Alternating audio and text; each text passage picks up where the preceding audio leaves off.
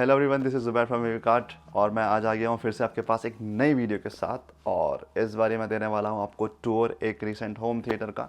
यह है एक 5.1.2 होम थिएटर, लेकिन इसमें कुछ स्पेशल चीज़ें हैं जो इसे बहुत ही इम्पॉर्टेंट बनाती हैं। कुछ इम्पॉर्टेंट कॉम्बिनेशंस ऑफ प्रोडक्ट्स हैं जो हमने यूज़ किए हैं, जो जनरली आपको डेडिकेटेड होम थिएटर्स के अंदर देखने को नहीं मिलेंगे। So basically customers as a home theatre plus party space use करना चाहते थे, बिकॉज ये एक्सटेंड हो जाता है आपका ओवरऑल एक बड़े स्पेस के अंदर में। इसी वजह से इवन दो हमारे पास इतनी अच्छी लेंथ थी, but we are using the longer wall for the projection. और इस तरीके से हम आप देख रहे हैं कि जो लेआउट है यहाँ पे किस तरीके से हमने किया है। रूम साइज़ जो है आपका वो टोटल 25/17 है, और हमने लेंथ पोर्शन के अंदर ना यूज़ करके इसे विड्थ पोर्शन में यूज़ किया है। बाकी आपका सेंटर टू जो लिसनिंग है, मतलब आपका MLP टू फ्रंट स्पीकर्स का जो डिस्टेंस है, आपका सेंटर स्पीकर का जो डिस्टेंस है, वो तकरीबन तकरीबन आपका 12 से 13 फीट ही होगा, इससे ज़्यादा नहीं होगा। So we have about 7 seats here of recliners, आप देख सकते हैं। जो सेटअप है ये पूरा एक 5.1.2 सेटअप है। और इस सेटअप की सबसे खास बात मैं आपको बता दूं, जैसे कि आप देख रहे होंगे मेरे पीछे लाइट्स पूरी तरीके से ऑन है, और प्रोजेक्शन की क्वालिटी यार एक नंबर। आप देख रहे हो, can you imagine, I mean lights on होने के बाद भी प्रोजेक्शन की क्वालिटी कितनी शानदार आ रही है। आपको किसी भी तरीके की कलर्स में या डेप्थ में या क्रिस्पनेस में, शार्पनेस में इस इमेज के अंदर कुछ इशू दिख रहा हो तो, and let me show you कि क्या इम्पैक्ट है lights on versus light of का। और आप देखिएगा कि क्या फिनोमिनल ये कॉम्बिनेशन है। मैं सारी लाइट्स को बंद कर रहा हूँ।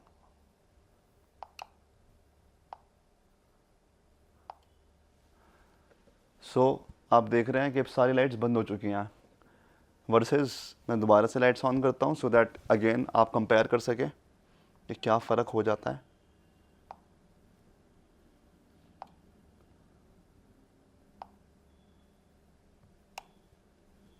टोटल जो आपकी लाइटिंग है यहाँ पर वो ऑन हो चुकी है। बेसिकली येलो लाइट यहाँ पे इस टाइम पे यूज़ हो रही है। नियर अबाउट देखा जाए तो काफ़ी क्लोज प्रॉक्सिमेशन के स्क्रीन के लाइट्स लगी हुई हैं, but still I mean position quality is phenomenal यार। सो ये हो कैसे रहा है बेसिकली, ये है जादू आपका कॉम्बिनेशन का, एक लॉन्ग थ्रो ALR का with a high brightness projector, जो कि एक 5000 ल्यूमेंस प्रोजेक्टर, आपका LG का BU50RG प्रोजेक्टर हमने यूज़ किया है। तो बेसिकली जो ये स्क्रीन हमने यूज़ की है ये है आपकी Cinegrey 5D screen. We have used Elites screen over here. और जो प्रोजेक्टर है, जैसे कि मैंने बताया, प्रोजेक्टर है 5000 lumens projector from LG। The model is BU50RG।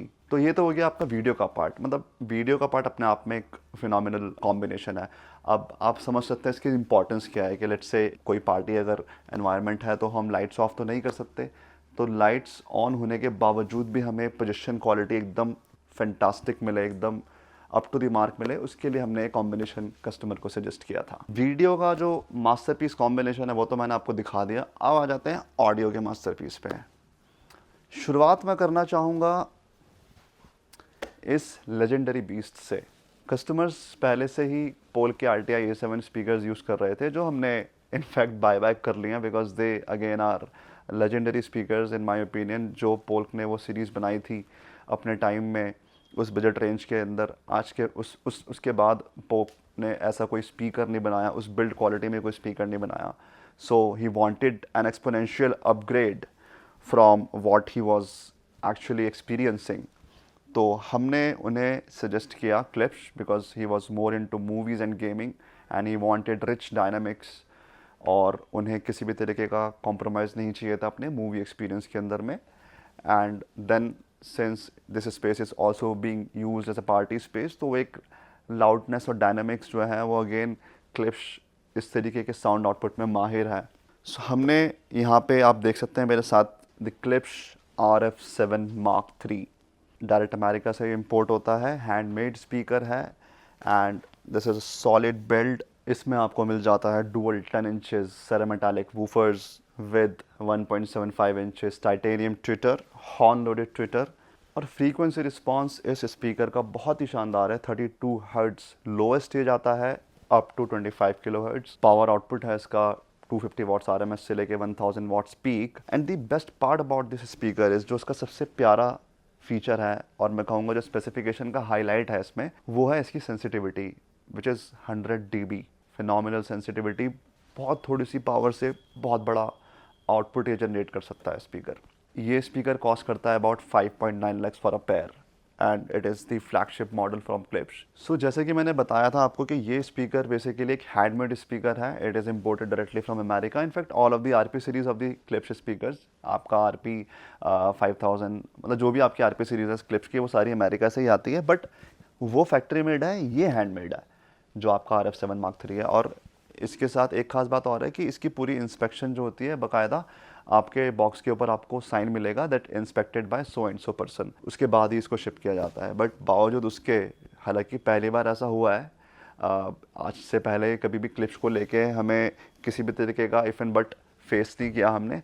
But very surprisingly इस पर्टिकुलर मॉडल के जो हम यहाँ पर हमने ये बॉक्स इसके अनबॉक्स किए तो एक ग्रिल इसके अंदर मिसिंग थी, which was very surprising. Luckily customer सामने ही थे जब भी अनबॉक्सिंग हुई और वो समझे कि हाँ पीछे से ही कुछ चूक हुई है, which was I mean very much surprising for us and for them. और एनीवेज ग्रिल हमने 2 दिन के अंदर नई ग्रिल हमने ऑर्डर कर दी थी, आ गई थी। कहने का मतलब ये है कि बड़े बड़े देशों में छोटी मोटी बातें होती रहती हैं, दिल पे लेने वाली कोई बात नहीं है। So basically that is about the towers. These legendary beasts are performing so well. सुन के ही पता लगेगा क्या ये आपको आउटपुट डिलीवर कर सकते हैं। So for the center we have used the Klipsch RP500C2, जो कि सेम ड्राइवर ही यूज़ कर रहे हैं। Again they are using the cerametallic cone woofers and a titanium dome tweeter. The tweeter size is 1 inches over here and जो आपके mid woofers हैं वो आपके 5 quarter हैं। You know it can be concerning for a lot of people कि भाई हमने towers में कहाँ RF7 Mark III दे दिया और सेंटर चैनल आपका RP500C2 हम दे रहे हैं। But let me tell you it's going very well. ये देने का रीज़न ये था कि यहाँ पे जो हमारा बेसिकली लिसनिंग डिस्टेंस है वो इतना ज़्यादा नहीं है और डायलॉग्स बढ़िया आ रहे हैं। कैलिब्रेशन होने के बाद it is up to the mark, किसी तरीके का कोई कंसर्न यहाँ पे नहीं है। और लोगों के लिए कंसर्निंग हो सकता है कि भाई कहाँ तो RF7 टावर्स आपने यूज़ किए हैं with dual 10 inches mid woofers और कहाँ पे यहाँ पे आप सीधे 5 क्वार्टर पे आ गए सेंटर चैनल, कैसे ये सारा मैचिंग हो रहा है फ्रंट एंड आपका। ये सेंटर चूज़ करने के पीछे जो वजह थी वो ये थी कि हमारे पास जो डिस्टेंस है, जो हमारा लिसनिंग डिस्टेंस है फ्रॉम द सेंटर चैनल, वो बहुत ज़्यादा नहीं है। इट्स हार्डली अबाउट 12 और 13 feet, not more than that. और उस केस में ये सेंटर बहुत अच्छा परफॉर्म कर रहा है एंड आफ्टर कैलिब्रेशन जो सिंक है आपका LCR का वो एकदम परफेक्ट है। So for the surrounds we have use RP502S2, आपके bipolar surrounds. Again as per the Dolby recommendations bipolar speakers rear position के अंदर सूटेबल नहीं होते, but let me tell you why we have use this. अब ये आप देख रहे हैं मेरे सामने, ये जो आपका बेसिकली ये पूरा वॉल है, बेसिकली ये एक स्लाइडर डोर है। ये पूरा डोर खुल जाता है और ये पूरा एक सिंगल पैसेज बन जाता है, जैसे कि मैंने आपको शुरू में बताया था कि पूरा पार्टी स्पेस की तरह भी यूज़ होता है।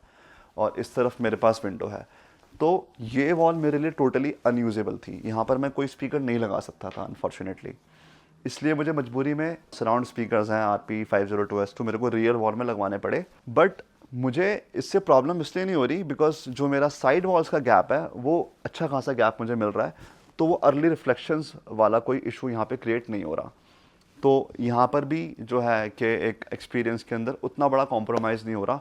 बट हाँ, अगर मैं कहूँ इस पॉइंट से बैठ के जो मेरा मेन MLP है वहाँ पे मुझे बहुत बढ़िया साइड सराउंड का इंप्रेशन आ रहा है, कंसिडरिंग जो मेरा एंगल बन रहा है from the left portion of the left surround and the right portion of the right surround.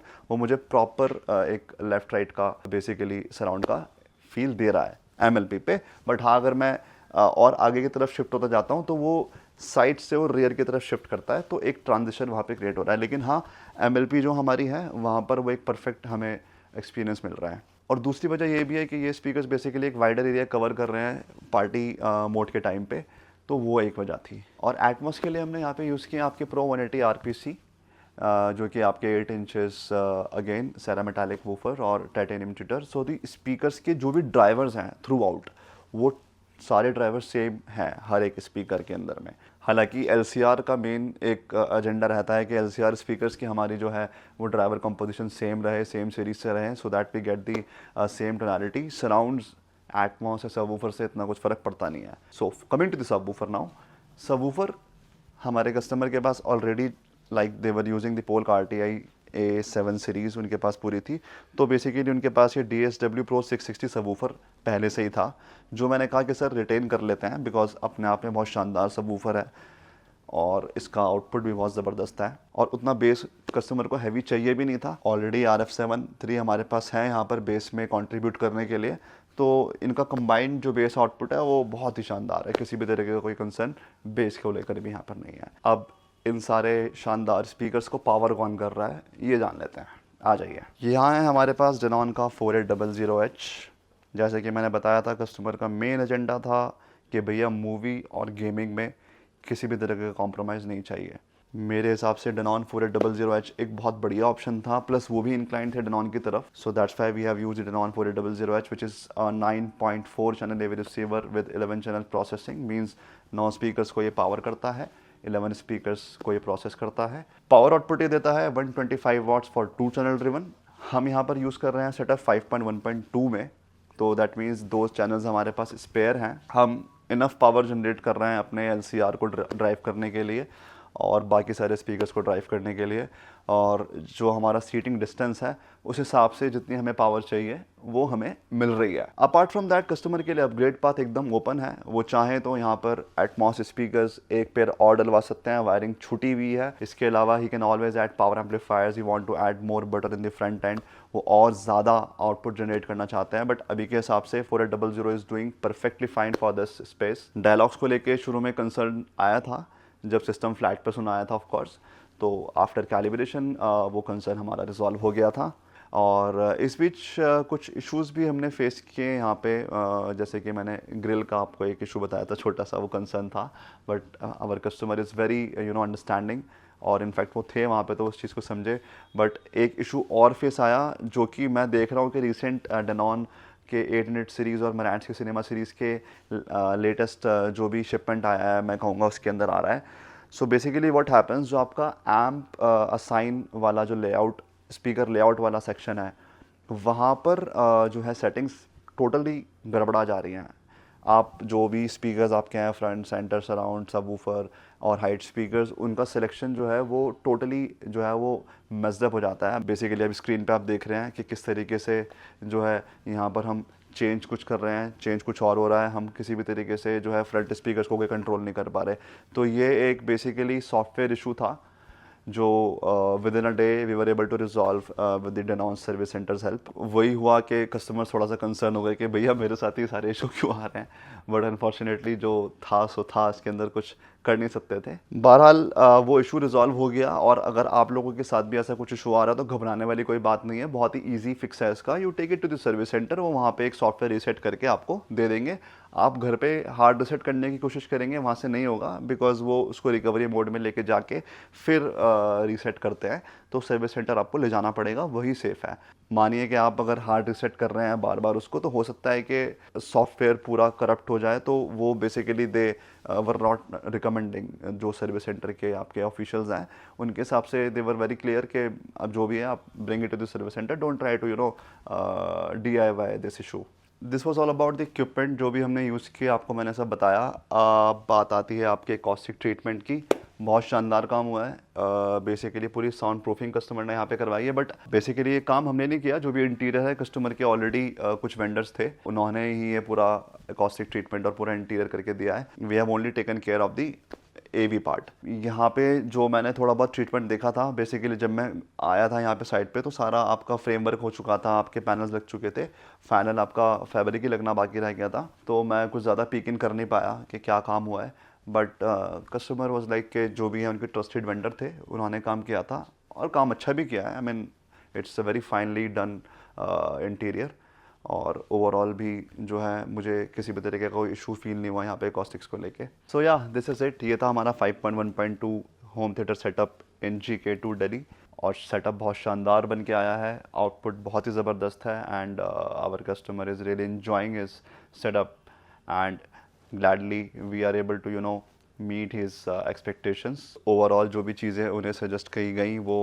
Actual में they turn out really well, specially जो हमने ये स्क्रीन और प्रोजेक्टर का कॉम्बिनेशन दिया, और जो हमने फ्रंट स्पीकर्स को हमने जिस तरीके से अपने एम्पलीफायर के साथ पेयर किया, एग्जिस्टिंग सबवूफर को हमने यूज़ किया, everything I mean worked out really very well. Final output आपके सामने है, सारी डिटेल्स आपको मिल चुकी हैं। आपको किसी भी तरीके का कोई कंसर्न है, कोई क्वेरी है, कोई फीडबैक है, आप ज़रूर शेयर करिए हमसे। We will be looking forward to it and if you have any requirement of yours regarding anything related to high-end audio or video, feel free to call us.